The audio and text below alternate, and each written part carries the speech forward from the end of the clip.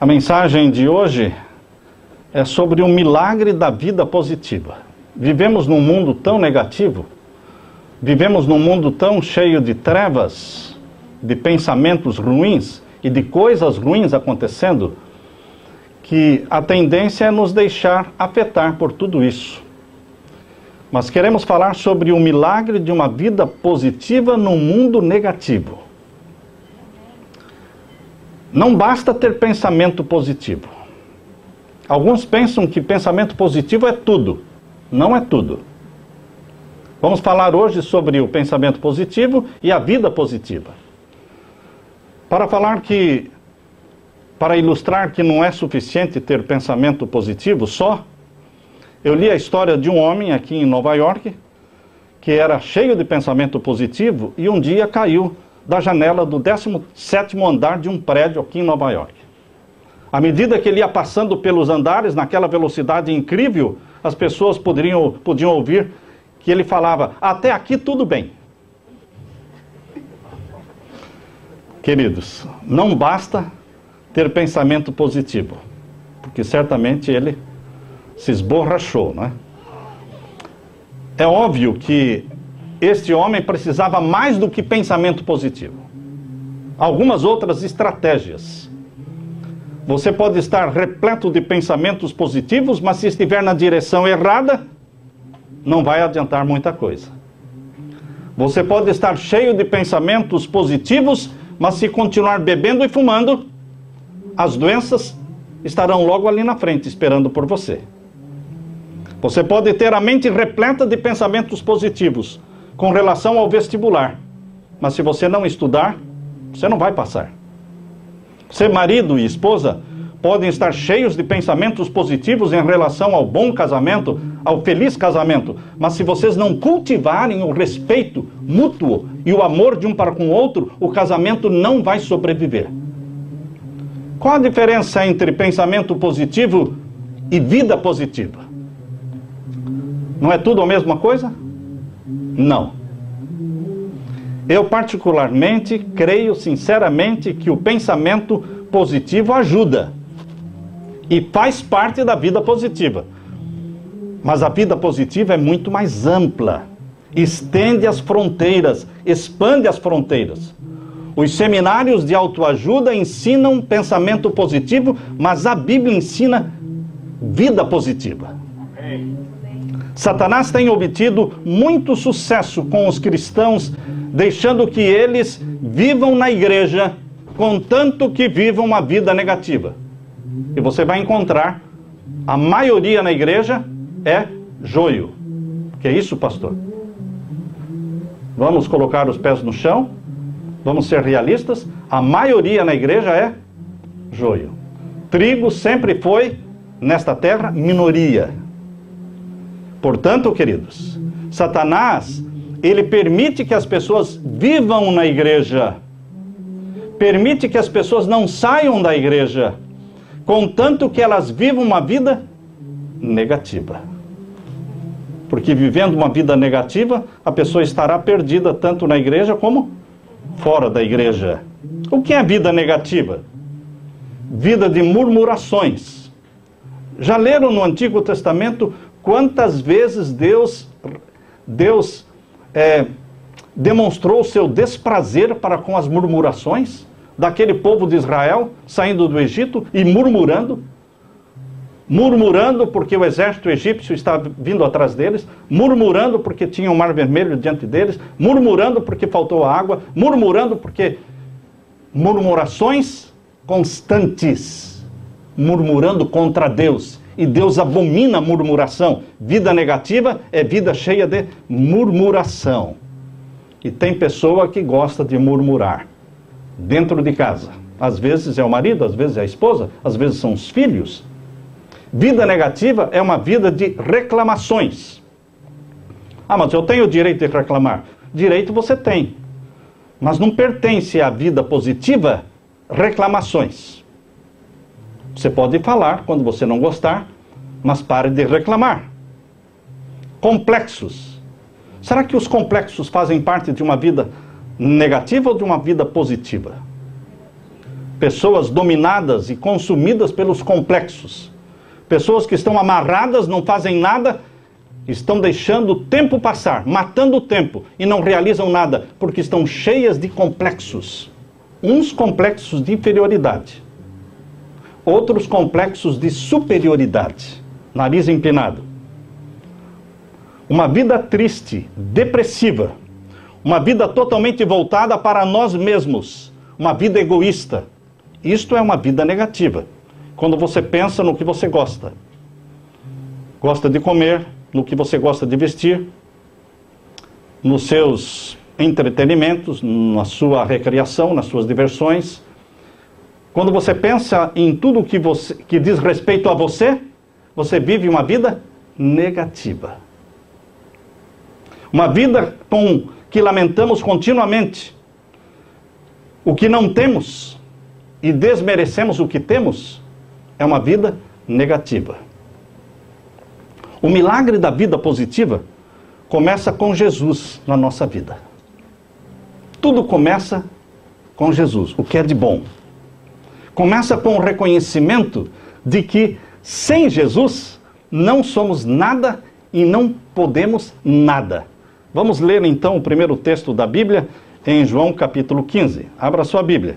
No Evangelho de João capítulo 15, uma vida positiva começa com Jesus. E aqui em João capítulo 15, nós começamos lendo o verso 5 e o verso 7. Verso 5 e verso 7. Eu sou a videira, disse Jesus, vós sois as varas. Quem está em mim e eu nele, esse dá muito fruto, porque sem mim nada podeis fazer. Vida negativa, vida sem Jesus. Vida positiva, vida frutífera, edificante, uma vida com Jesus. Sem mim nada podeis fazer. Verso 7. Se vós estiverdes em mim, e as minhas palavras estiverem em vós, pedireis tudo o que quiserdes, e vos será feito. Vida positiva começa em Jesus. Podemos todas as coisas em Jesus. Pensamento positivo em Jesus é diferente do pensamento positivo concentrado em nós mesmos. Eu posso, eu vou, eu faço. O objetivo da vida positiva não é só viver 70, 80 ou 90 anos nesta terra. Não. A vida positiva amplia a nossa visão e extrapola o tempo, entrando na eternidade, porque a vida positiva nos abre a visão para a vida eterna, vida oferecida por Jesus. A vida positiva que Jesus nos dá, levanta a nossa cabeça da podridão deste mundo, das trevas deste mundo, levanta os nossos olhos e fixa-os no céu, no novo céu e na nova terra, na nova Jerusalém. É isso que a vida positiva que Jesus nos dá faz, levantando nossa cabeça. Por isso Jesus diz, erguei vossas cabeças. Erguei vossas cabeças. Olhar para o céu. O foco da vida positiva é Jesus, é o céu. Criamos filhos, não para o mundo. Não criamos filhos para serem advogados ou para serem médicos. Criamos filhos para serem filhos de Deus. A vida positiva se infiltra na nossa vida, na nossa educação, na nossa família. Não comemos para ter saúde, nós comemos para agradar o nosso Pai Celestial. Vida positiva sempre está focando Jesus e o céu. O foco é o céu. E isso influencia todos os nossos pensamentos. Isso influencia todas as nossas ações, nossos sentimentos, palavras, estado físico, mental e espiritual. Tudo sofre a influência da vida positiva, centralizada em Jesus. A vida positiva não é outra coisa que a vida de Jesus sendo comunicada a você pelo Espírito Santo. O Espírito Santo vai comunicando-lhe a vida e a mente de Jesus. Isto é vida positiva, uma vida isenta de egoísmo, porque Jesus viveu uma vida isenta de egoísmo. Ele não pensava nele. Se ele pensasse nele, não teria vindo do céu. Imaginem, se ele teria vindo do céu viver neste planeta escuro e sofrer tanto, se ele pensasse em si mesmo.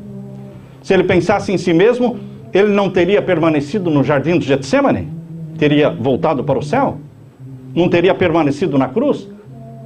Quando disseram, se tu és o Filho de Deus, desce daí.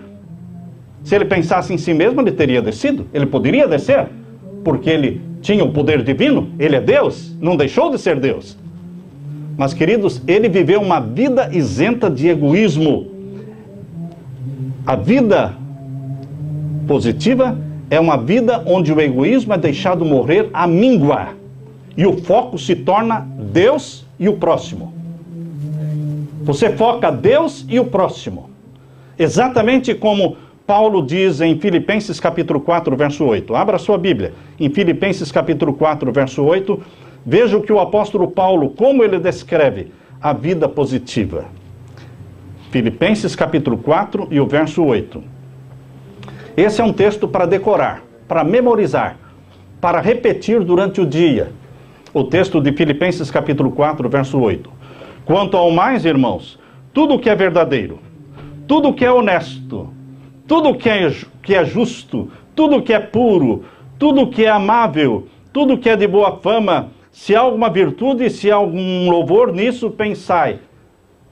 Se você aplicar este verso aos filmes de hoje, você deixa de assistir filmes. Se você aplicar este verso às músicas de hoje, você deixa de ouvir qualquer outra música que não seja a sagrada. Se você aplicar este verso ao bate-papo, às conversações, às diversões que existem hoje, você vai ver que realmente temos que deixar tudo isso de lado. Tudo que é verdadeiro, tudo que é honesto, tudo que é justo, até a política você vai ter que deixar de lado, né? Porque não existe nada de honestidade ali. Tudo que é verdadeiro, tudo que é honesto, tudo que é justo, tudo que é puro, tudo que é amável, tudo que é de boa fama, se há alguma virtude e se há algum louvor, pense nisso. Focalize isto. Que isto se torne o centro da sua vida, uma vida positiva. E no mesmo capítulo 4 de Filipenses, agora no verso 6, agora no verso 8 melhor. Verso 6 melhor, já lemos o verso 8. Verso 6 diz o quê? Não estejam inquietos por coisa alguma. Vida negativa é uma vida inquieta, irrequieta. Satanás é irrequieto. Satanás não tem paz. Ele tem dinheiro para dar. Ele tem fama para dar. Ele tem popularidade para dar. Mas ele não tem paz para dar. Por isso, aqueles que servem a Satanás, eles são pessoas angustiadas, atormentadas, que têm dinheiro, têm mansões, têm tudo, mas não têm paz. E buscam o suicídio. Como aconteceu com Robbie Williams. Tinha tudo. Fazia todo mundo rir. Mas ele não tinha paz. Era uma pessoa depressiva. Mas por que Satanás não dá paz? Porque ele não tem paz. Satanás é um ser atormentado pela sua própria culpa. E ele transfere isso para aqueles que o seguem. Não é que ele não queira dar paz para as pessoas. Ele não tem paz para dar. Cada um dá o que tem. Só Jesus tem paz para dar. Só Jesus tem paz. Por isso, meus queridos, aqui diz: não estejam inquietos por coisa alguma. Por que ficar ansioso por qualquer coisa? Por qualquer coisa. Comida, roupa, trabalho, voltar ou não para o Brasil, green card. Por que ansiedade? Não estejam inquietos, ansiosos por coisa alguma. E o que mais? Antes, as suas petições sejam em tudo conhecidas diante de Deus, pela oração, pelas súplicas, com ações de graças. Quando você leva a Deus todas as coisas, dizendo: a tua vontade seja feita, Senhor. Que paz, que inspiração a Leila e eu sentimos quando visitamos agora, estes dias, visitamos a nossa querida irmã Caia. Ela é médica, que vive ali em Richmond, Virgínia. Ela teve câncer, começou no seio e houve metástase e se espalhou para o corpo todo. E o médico deu 3 meses de vida para ela, mas ela já está vivendo há 3 anos. Aleluia, irmãos. E ela disse para mim e para a Leila: pastor, estivemos orando com ela questão antes de ontem. Ela disse: durante todo este processo de doença e de sofrimento, eu nunca pedi a cura. Nunca pedi a cura. É estranho uma pessoa que está se definhando com 3 meses de vida e não pedir a cura. Isso é estranho. Mas é próprio dos filhos de Deus não pedir a cura. Qual era a oração dela? Ela dizia: a minha oração sempre foi, e está sendo ainda, porque a luta continua. Ela já está vivendo há 3 anos, mas ainda ela está lutando. A minha oração sempre foi e continua sendo: a tua vontade, ó Pai. Amém. A tua vontade, ó Pai, seja feita. E Deus me tem transformado, disse ela. Tirou a minha mente das coisas desta vida e colocou minha mente no céu. Queridos, o que Deus precisa fazer para tirar nossa mente da terra e colocá-la no céu? O que Deus precisa fazer? Ele fará qualquer coisa para nos salvar. Ele deu o filho dele para morrer por nós, para nos salvar. Se precisar uma doença, ele permitirá.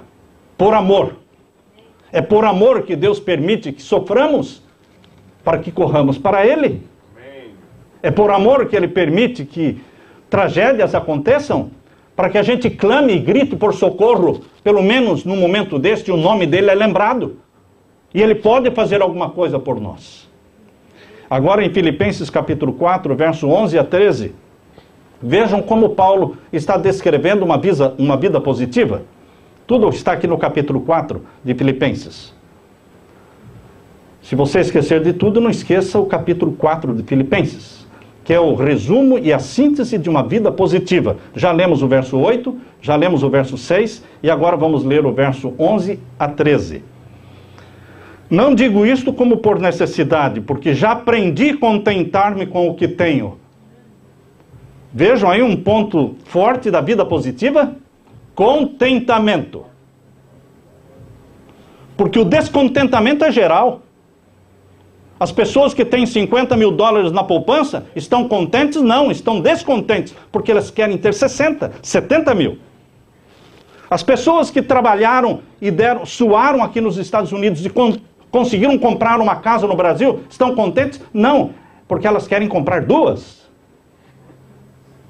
Quem tem uma fazenda quer ter 2. Quem tem uma mulher quer ter 2, né? Queridos, o descontentamento é geral. Descontentamento com a família, com os filhos, a pessoa sempre está de olho no que é dos outros. Mas o ponto forte de uma vida positiva ensinada pela Bíblia é este ponto que Paulo está nos revelando. Vamos ler de novo. Porque já aprendi a contentar-me com o que tenho. Louve a Deus pelo que você tem. E pare de reclamar pelo que não tem.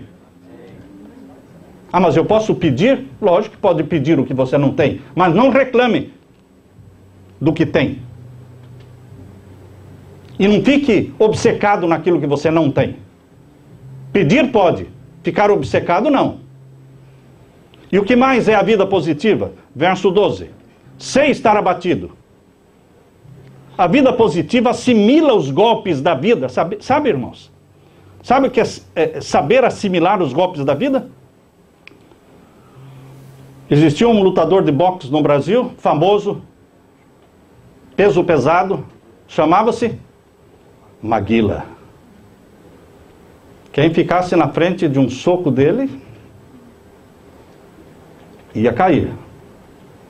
Mas, queridos, o problema do Maguila é que ele não sabia assimilar os golpes.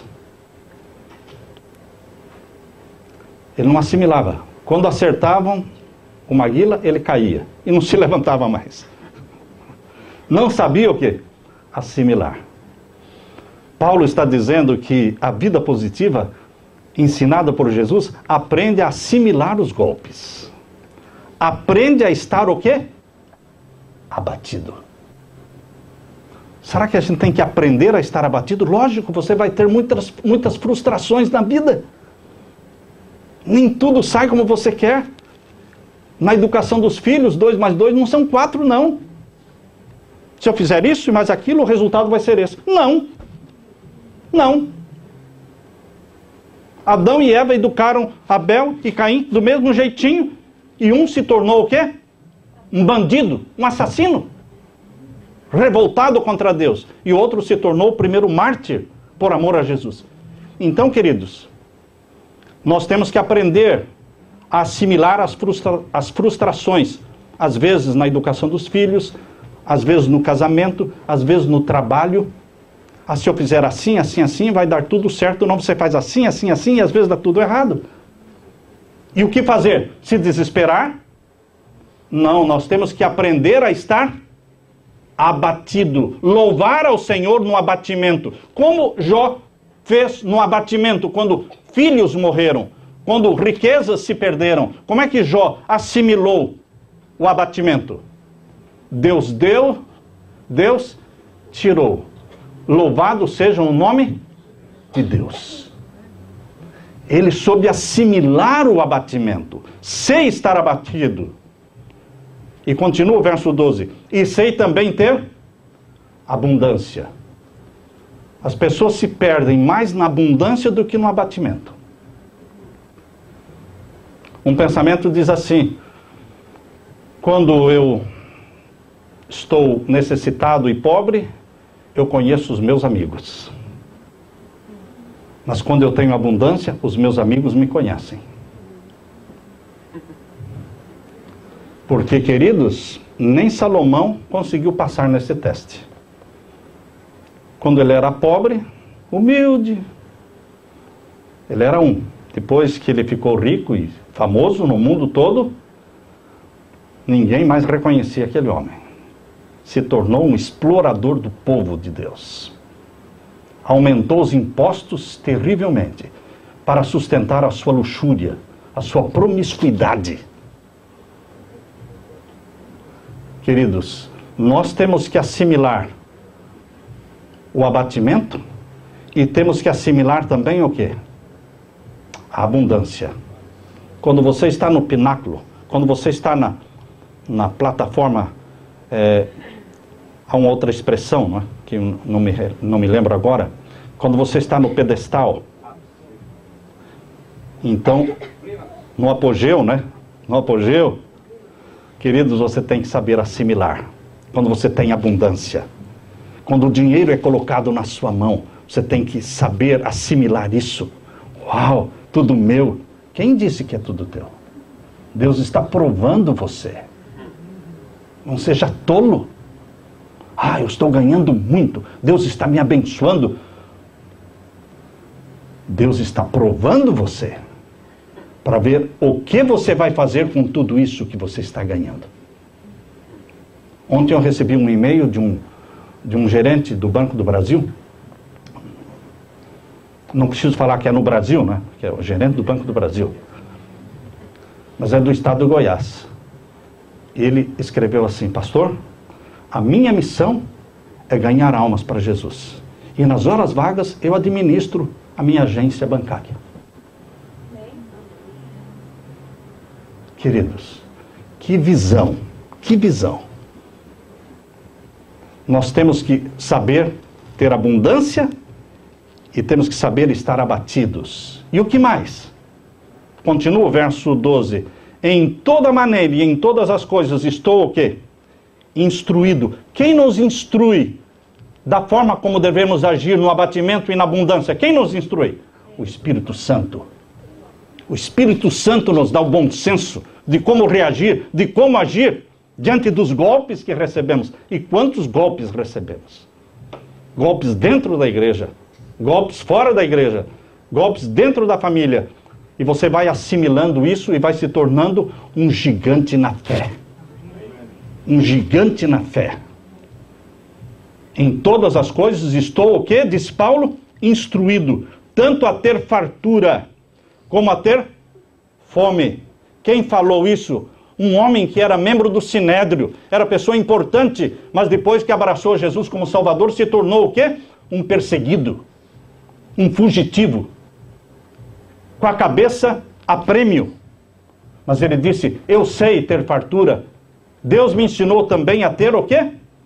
fome. Porque também os filhos de Deus passam por fome, por necessidades. Tanto a ter abundância como a padecer necessidade. E o verso 13, posso todas as coisas naquele que me fortalece. Estão percebendo o centro de uma vida positiva? Não é ter pensamento positivo, é ter Jesus. Eu posso sim usar o verso 13. Quantas vezes construímos um sermão em cima do verso 13, falando do pensamento positivo? Posso todas as coisas. Não, irmãos. Antes do verso 13, existem todos estes versos que antecedem, mostrando o que é uma vida positiva. Eu posso todas as coisas em Jesus Cristo, incluindo, posso estar abatido? Sim, mas Deus me ensinou como estar abatido ou como estar na fortuna, na abundância. Eu insisto para que você leia e medite todos os dias estes versos de Filipenses, até que este conceito de vida positiva seja assimilado pela sua mente, incorporado no seu caráter.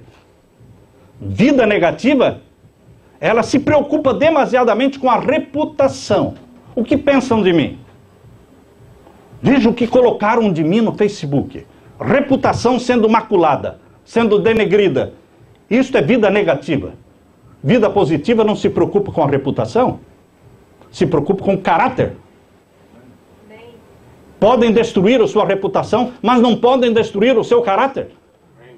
Podem jogar lama na sua reputação, mas não podem jogar lama no seu caráter. Porque reputação é o que os outros pensam e falam de você, mas caráter é aquilo que você é. Principalmente no escuro. Isso é caráter. Aquilo que você é no escuro. Em todas as horas. A vida negativa valoriza coisas e a vida positiva valoriza pessoas. Como Jesus, como fez Madre Teresa de Calcutá. Por que ela se tornou famosa no mundo? Porque ela valorizou pessoas. Ela esqueceu de si mesma. Imitando a Jesus, passou a viver para servir. E depois de servir, servir de novo. E depois, continuar servindo, até morrer. Vida de serviço. O milagre de uma vida positiva é que ela influencia tudo o que você faz. Muda até mesmo o ambiente onde você está. Quando você chega num ambiente negativo, mas você vive uma vida positiva, você começa a dar outra cor, outro ar, outra atmosfera no ambiente onde você chega. Na igreja onde você vive, onde você adora. Você chega a um lugar e as pessoas sabem imediatamente que há alguma coisa especial em você. Você é diferente. Porque no mundo que todo mundo quase é negativo, uma pessoa que tem vida positiva se torna o quê? Diferente. Quando eu viajava com a minha família, quando moramos no Brasil, fomos missionários em Manaus por 7 anos. E todos os anos nós íamos de carro de Manaus, despachando o carro em Manaus, pegando o carro em Porto Velho e descendo então de Porto Velho até Curitiba de carro. Atravessando todo Rondônia, Mato Grosso, entrava no estado de São Paulo e depois íamos para o Paraná. Longa viagem.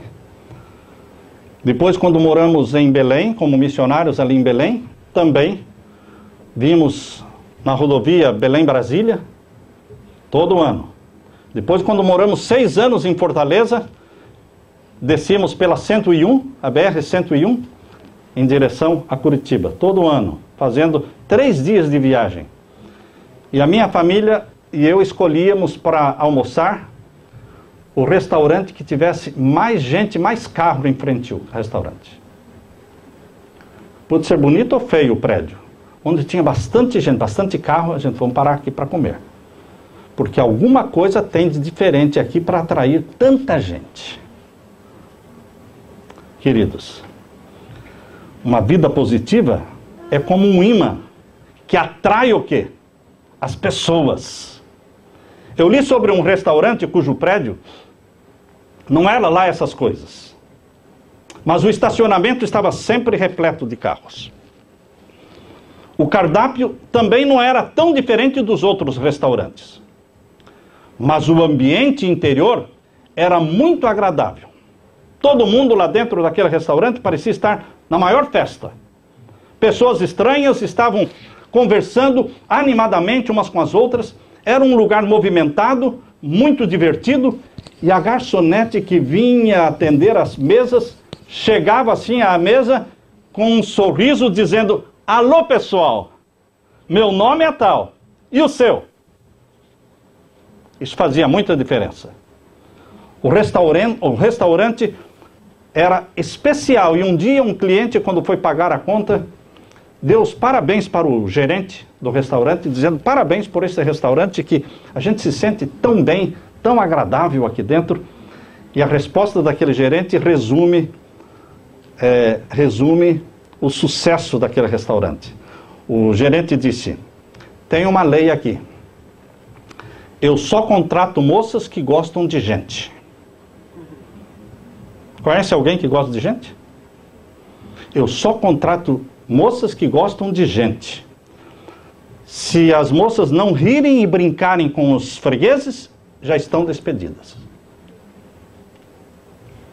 Só contrato garçonetes que gostam de pessoas. Essa atitude do gerente fez a mudança naquele restaurante. Será que Jesus, quando foi chamar os 12 apóstolos, 11, né, porque um se ofereceu, foi Judas, será que Jesus pensou em escolher pessoas que gostavam de gente? Porque se ele escolhesse gente que não gostasse de gente, a igreja cristã não teria ido para frente. Pedro era apaixonado por gente. João, apaixonado por gente. Todo mundo era apaixonado por gente. E os que não eram, aprenderam a ser. Porque Jesus gastou 3 anos e meio treinando os discípulos, ensinando-os como amar pessoas.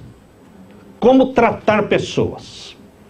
Como tratar o pobre, o doente, o desprezado e o rico também. O segredo daquele restaurante era simples. Não foram as instalações do restaurante, não foi o lugar, não foi o cardápio, foram as pessoas que gostavam de gente. A igreja adventista pode ser uma igreja diferente. Não pelas doutrinas somente, mas nós podemos ser uma igreja diferente, por ser uma igreja que gosta de gente. Gente que vem, volta. Gente que vem uma vez, volta de novo, porque foi amada, foi apreciada, foi paparicada. A gente faz tudo para agradar o freguês, não é? Quem não gosta de ser agradado? Quem não gosta? Que esposa não gosta de ser agradada? Esta semana eu estava conversando com um marido que estava reclamando da esposa que não sabe fazer comida. Eu disse: o que você faz? Ah, eu estou muito desgostoso. Então você vai comer pior do que já comia.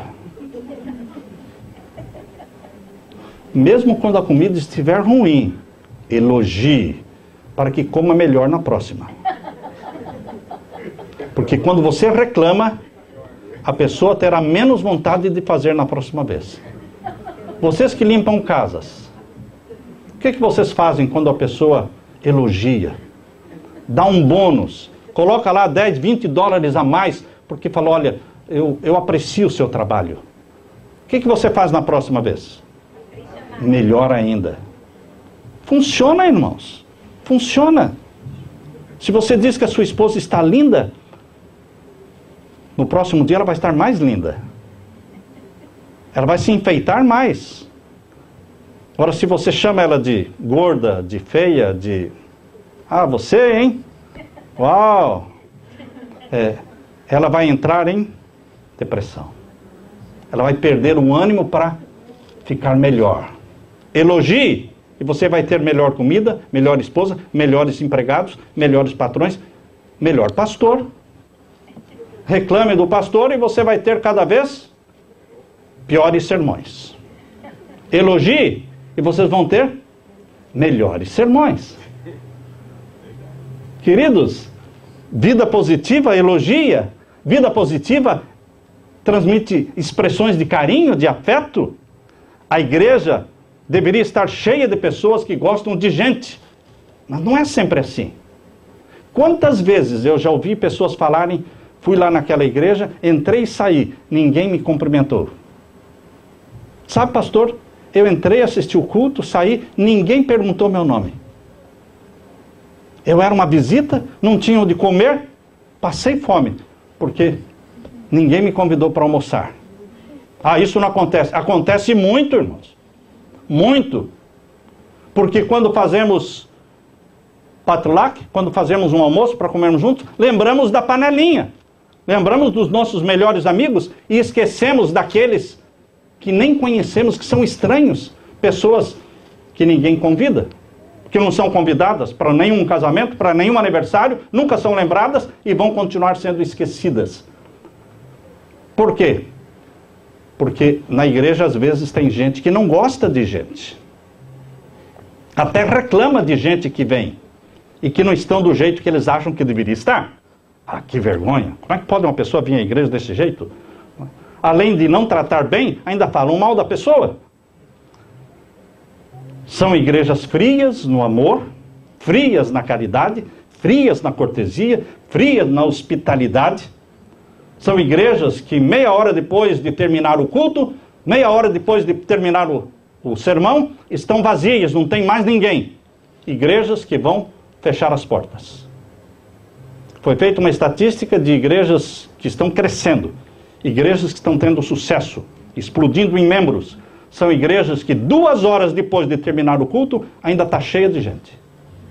Porque o povo fica comendo junto, batendo papo junto. Existe uma vida social. É gente que gosta de gente. É pastor que gosta de gente. Que quando o pastor sai daqui e some, cadê o pastor? Sumiu. Está faltando o quê? Contato, né? Gente precisa gostar de gente. Minha esposa sempre diz, eu amo as pessoas. Eu gosto de gente. Se eu pudesse, dizia ela, já repetiu várias vezes isso, eu plantaria lá na nossa chacrinha uma árvore cheia de gente. Sabem que a primeira preocupação da minha esposa quando nos aposentamos em julho de 2013, a primeira preocupação, ela me disse, Samuel, o que eu vou fazer? Porque nós estamos indo lá morar numa chacrinha lá distante, isolado no meio do mato, na frente da nossa casa está cheio de mato, né? Na janela da cozinha ela vê passar ali trator, né? Trator. Ela disse, eu vou morrer, porque eu preciso de gente. Eu preciso de gente. Onde ela chega, as pessoas a amam, porque ela ama as pessoas. Ela se sacrifica pelas pessoas. Ela esquece de si mesma. Literalmente, ela se sacrifica para ajudar as pessoas. Ajuda tanto que às vezes atrapalha até. A pessoa até reclama porque ajudou muito. Ajudou muito. Queridos, gente que se sacrifica por gente. Não é isso que Jesus quer nesta vida aqui, na igreja e no mundo? Está precisando de gente que se interesse por gente. Não é por coisas, não. Não importam as coisas, irmão. As coisas vão se perder, as coisas vão se queimar. Mas as gentes, as pessoas não precisam se queimar. Elas podem estar no céu. Você pode levá-las para o céu. Você não leva coisas, mas leva a gente para o céu. E nós temos que parar de correr atrás de coisas. E correr atrás de gente para Jesus. Mostrar Jesus. Quem é que implanta em nós esse gosto por pessoas? Ajudar sem esperar reconhecimento. Dar presente sem esperar nada em troca. É o Espírito Santo quem implanta em nós este jeito de ser de Jesus. Este jeito de ser de Jesus. Jesus atraía uma multidão de pessoas. Onde ele passava, vinha uma multidão atrás dele. Por quê? Pobres, ricos, mulheres, crianças, aleijados, todos vinham acompanhando, formava aquela multidão, porque ele amava a gente, amava as pessoas. Não era a beleza física de Jesus que atraía, aliás, a Bíblia em Isaías 53, verso 2 diz, olhando nós para ele, nenhuma beleza havíamos para que o desejássemos. Ele não tinha parecer nem formosura. Uau! Se não tinha parecer nem formosura, nenhuma beleza física, como é que ele atraía tanta gente? Porque ele amava as pessoas. E Jesus demonstrava amor especialmente com as classes desprezadas. Quais eram as classes desprezadas no tempo de Jesus? Os doentes, porque todo mundo achava, está doente? Porque está vivendo em pecado e é castigo de Deus. Pensavam assim. Ele tratava bem as mulheres, porque as mulheres eram uma classe desprezada no tempo de Jesus. Tratava as crianças bem, porque as crianças também eram desprezadas no tempo de Jesus. Tratava bem os publicanos, foi jantar na casa de um publicano. Por quê? Para mostrar que publicano é importante, é gente. Porque os publicanos eram também uma classe o quê? Desprezada no tempo dele. Enquanto os discípulos desprezavam as crianças, Jesus disse, deixai vir a mim os pequeninos, porque deles é o reino dos céus. Os discípulos não tinham tempo para criança. Tentaram espantar, tá? Tira daqui essas crianças, Jesus não tem tempo para isso. E Jesus ouviu e viu e disse, deixem vir a mim as crianças. Enquanto os discípulos estavam indignados contra Maria Madalena, além de ser uma prostituta, era uma mulher, agora em público aparecer na frente de Jesus, tocar em Jesus, quebrar um vaso de alabastro com um unguento de nardo puro e despejar assim na cabeça de Jesus, era uma coisa incomum que ela fez. E a crítica veio na mesma hora. Se Jesus fosse profeta, saberia quem e qual é esta mulher que está tocando. Mas a Bíblia diz em Marcos 14, 3-6, que Jesus se levantou em defesa da mulher, dizendo, por que estáis molestando esta mulher? Ela fez uma boa obra. Quando Jesus disse isso, ela fez uma boa obra para mim. Aquela mulher que estava de cabeça baixa começou a levantar o rosto e olhar nos olhos de Jesus. Porque Jesus elogia. Não é um elogio que Jesus vai fazer para você antes de entrar nos portões da Nova Jerusalém? O que ele vai dizer? Bem está, servo bom e fiel. Bem está. Isso é elogio. Você elogia as pessoas quando fazem uma boa obra? Você elogia a esposa? O marido? Ah, é obrigação dele. Calma lá, irmãos. Como obrigação sustentar a família? Como obrigação pagar o aluguel? Você lembra de elogiar o marido pelo bem que ele faz? Elogiar a sua esposa por partilhar com você as despesas da casa? Ou você acha que tudo é obrigação? Vida positiva é uma vida que expressa carinho, expressa elogio. Isso faz diferença. Uma vez, bem no início do meu ministério, comecei o meu ministério com 23 anos, casamos com 21 anos, éramos bem novinhos, lá no Paraná. Eu estudei a Bíblia com uma senhora vizinha nossa, estudei todas as doutrinas, e ela ficou convencida da verdade. Mas ela disse, eu não vou sair da Igreja Batista. Porque lá na Igreja Batista eu me senti muito amada. Muito querida. Eu sei que a verdade está na sua igreja. Mas, queridos, as doutrinas são importantes, sim. Mas o amor, tratar bem, sorrir, abraçar, chamar a pessoa pelo nome, dar presente, sim, dar presente, fazer alguma coisa significativa para mostrar que você apreciou a presença daquela pessoa, fará com que elas voltem. Viver uma vida positiva não é uma fórmula de sucesso rápido, não. Viver uma vida positiva não é uma receita que se cozinha ali em 3 minutos, não. Jesus gastou 3 anos e meio ensinando os discípulos como deviam tratar as pessoas, como amar as pessoas do jeito que elas são. Como amar as pessoas do jeito que elas são. E orar para que elas sejam do jeito que Jesus quer que elas sejam. Primeiro você aceita as pessoas como elas são, trata-as bem, e fica orando e jejuando e trabalhando para que ela chegue no patamar de Jesus. Que o padrão é Jesus. É nele que nos espelhamos. Jesus quer fazer o mesmo que fez com os discípulos, com você e comigo. Nos treinar, ensinando-nos a amar gente. Se você deseja ter uma vida positiva, não comece amanhã. Comece hoje, agora. Comece orando em seu coração por alguém, derrame do seu amor, peça a Deus que derrame do seu amor sobre o seu coração, de forma que você comece a amar as pessoas por serem pessoas. Aceite os defeitos das pessoas. São pessoas defeituosas como você e eu.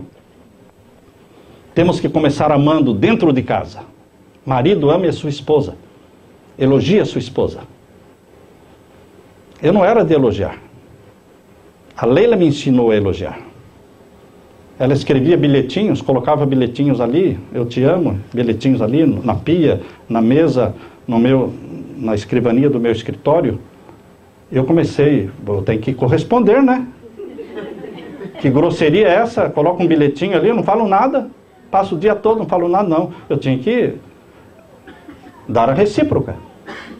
E eu tive que fazer isso, corresponder uma vez, duas vezes, e eu comecei também a aprender. Você aprende fazendo. E você ensina fazendo para as pessoas. Ah, meu marido não é carinhoso. Well, ensine-o a ser. Ensine-o a ser. Uma vez li um livro que o título é O Mito da Grama Mais Verde. Quantos já leram esse livro? O Mito da Grama Mais Verde. Você já pode imaginar sobre o que falava o livro, né? Pode parecer, mas não é verdade, que a grama do outro lado da cerca é mais verde. Pode até parecer mais verde, mas não é mais verde. Talvez o que está faltando na sua grama é um pouquinho de água. Um pouquinho de água. Um pouquinho de carinho. Uns poucos elogios, para que a sua grama fique muito mais verde do que a do vizinho. Você descobre, uau, essa é a mulher que eu tenho. Eu não sabia.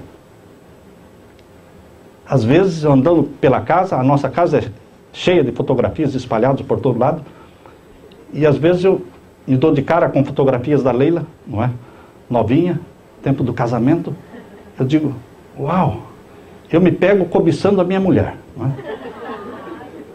E louvo a Deus porque ela é minha. Às vezes você vive há anos com uma pessoa e você esquece que ela é daquele jeito. Você já acostumou com a forma do rosto, com a forma do corpo, se acostumou tanto que você... Mas quando você começa a analisar, você percebe que você tem uma grama muito verde dentro de casa. Esse mito da grama mais verde, que é a do vizinho, isso não é verdade. Nós temos que cultivar a nossa grama e parar de reclamar. Existem famílias onde a expressão de afeto, carinho, elogios não existe. Todo mundo está secando, está se deprimindo, morrendo à míngua por falta de carinho, elogio, abrace. Pelo menos 3 vezes por dia, dê um abraço de urso, usando os 4 braços, os 2 da esposa e os 2 do homem. Isso chama-se abraço de urso, 3 vezes por dia, economiza dinheiro na farmácia. Economiza o dinheiro na farmácia. Sua mulher vai ter mais saúde. Houve um tempo no início do meu ministério que a minha esposa estava morrendo à míngua por falta de expressão de carinho, cuidando de 2 crianças e eu cuidando de 13 igrejas. Como é que poderia ser? Eu só corria, ia até a divisa do estado do Paraná com o Mato Grosso, 13 igrejas e a minha esposa em casa fechada, trancada com 2 crianças, estressada. E eu quando voltava, trabalhos e trabalhos e trabalhos. Ela estava morrendo à míngua. Graças a Deus, Deus abriu os olhos dela e abriu os meus olhos e salvou o nosso casamento. Não é verdade, irmãos, que a galinha do vizinho é mais gorda. Não é verdade. Não é verdade que aquilo que vejo lá fora é melhor do que o que eu tenho dentro de casa. Às vezes você tem um Cadillac em casa e está se enfeitiçando com um calhambeque lá de fora. Jesus nos ensina a valorizar o que temos, pois foi Ele que nos deu. Dê uma olhada na sua vida e se convença de que há uma infinidade de pessoas que ficariam contentíssimas de estarem no seu lugar, de ter o marido que você tem, ter a esposa que você tem. Ah, se eu pudesse ter aquela esposa. Sim, muita gente estaria feliz com a sua esposa, com o seu marido, com os seus filhos, com a sua família, com o seu trabalho. E você está empurrando com a barriga tudo, como se tudo fosse normal, e como descontentamento. Não sabe valorizar. Isso é vida negativa. Cristo nos ensina a viver o quê? Contente. Com tudo o que temos. E com as provações que temos. Dar glória a Deus nas provações. Dar glória a Deus mesmo na doença. Aprender a dar glória. E deixar de lado murmurações. Eu li sobre a história de um homem chamado Bob e a esposa Ellen Green. Bob e Ellen Green, eles viviam há muitos anos numa casa. Estavam enjoados da casa. E eles resolveram mudar de casa, vender aquela e comprar outra. Pediram para um corretor de imóveis vir até a casa deles e analisar toda a casa para fazer um bom anúncio para colocar no jornal, para vender a casa. E o corretor de imóveis veio, visitou a casa toda, todas as salas e quartos, jardim, tudo. E aí fez um bom anúncio. Mas antes de publicar o anúncio, ele falou, eu preciso ler para vocês, se vocês concordam com tudo isso que eu escrevi, para depois colocar no jornal. Tudo bem, podem vir. Pode vir. E o corretor de imóveis veio e leu para Bob e Ellen a descrição da casa. Depois que terminou, Bob disse, você poderia ler de novo? Pois não. Ele fechou os olhos, recostou na cadeira, cruzou a perna e o corretor foi lendo. O corretor de imóveis foi lendo. Depois que ele terminou, Bob disse, não creio que vamos vender a casa. Por quê? Nós temos procurado um lugar exatamente como este durante toda a nossa vida. Mas somente depois de ouvirmos a descrição que você fez dele, é que descobrimos que ele já é nosso. Tudo que nós queremos numa casa, é isso que você colocou aí. E não é nada mentira, tudo isso existe mesmo. Esqueceram, deixaram para lá. Não venderam a casa. Queridos, quem sabe, nós precisamos também o quê? Valorizar o que Deus nos deu. O que temos. Valorizar nossos talentos, nossas habilidades. Você pode não saber fazer o que os outros fazem, mas você faz maravilhosamente bem algumas coisas que Deus lhe capacitou para fazer. A vida positiva começa onde você está. Se você estiver no Brasil, a sua vida positiva começa no Brasil. Mas se você mora nos Estados Unidos ou no Japão, a sua vida positiva começa ali onde você está. Você não precisa ir para o Brasil para mudar atitudes e comportamento. Você não precisa vir para os Estados Unidos para mudar atitudes e comportamento. A vida positiva começa onde você está. Não precisa trocar de profissão. Ah, se eu trocasse a minha profissão, ia ser feliz. Será? Se você não é feliz com essa, vai ser feliz com a outra? Que tal ser grato a Deus? Onde você está e pelo trabalho que você tem. Será que se você tivesse uma outra profissão, você seria grato a Deus? Sendo que agora você não está sendo grato a Deus? Então você precisa não trocar de profissão e nem trocar de igreja. A vida positiva começa com a profissão que você tem, com o lugar onde você mora, no país onde você mora e na igreja onde você assiste. Não precisa trocar nada. É uma atitude de começar a viver uma vida positiva. Comece a gostar do jeito que Deus fez você. Aí eu não gosto do meu cabelo, não gosto da minha perna, eu não gosto do meu rosto, eu não gosto disso, eu não gosto da minha voz. Você ofende a Deus. Você ofende a Deus. Você deveria falar, eu não gosto do meu caráter. Isso sim. Porque está sendo um caráter feio mesmo. Mas queridos, rosto, cabelo, nada disso faz parte do caráter. Tudo isso vai desaparecer, irmãos. A colheita da vida é o caráter. E o que Deus está interessado mesmo é no caráter. Um caráter semelhante ao de Jesus. Comece a gostar do jeito que Deus fez você. Louve a Deus por tudo que você tem e pelo que você é. Peça a Deus que coloque em você amor pelas pessoas. E arranque de você o amor pelas coisas. Amor pelo marido, pela esposa, pelos filhos. Amor pelas pessoas. De vez em quando, nós precisamos analisar nossa vida. Jesus disse que a vida positiva concentra-se no amor a Deus, no amor ao próximo. Mateus capítulo 22, 37 a 39. Amarás ao Senhor teu Deus de todo o teu coração, de todo o teu entendimento, de toda a tua alma, e amarás ao teu próximo como a ti mesmo. Vida positiva é amor a Deus, ao próximo. Deus nos chama, irmãos, para vivermos uma vida positiva num mundo negativo. Eu quero terminar deixando com vocês primeira carta de Paulo aos Tessalonicenses, capítulo 5. Primeira carta de Paulo aos Tessalonicenses, capítulo 5 e o verso 5. Leiam comigo. Primeira carta de Paulo aos Tessalonicenses, capítulo 5 e o verso 5. Porque todos vós sois filhos da luz. Quem vive vida positiva é filho da luz. Todos vós sois filhos da luz e do dia, filhos do dia. Nós não somos da noite nem das trevas. Não somos da noite nem das trevas. Agora, o verso 8 e 9.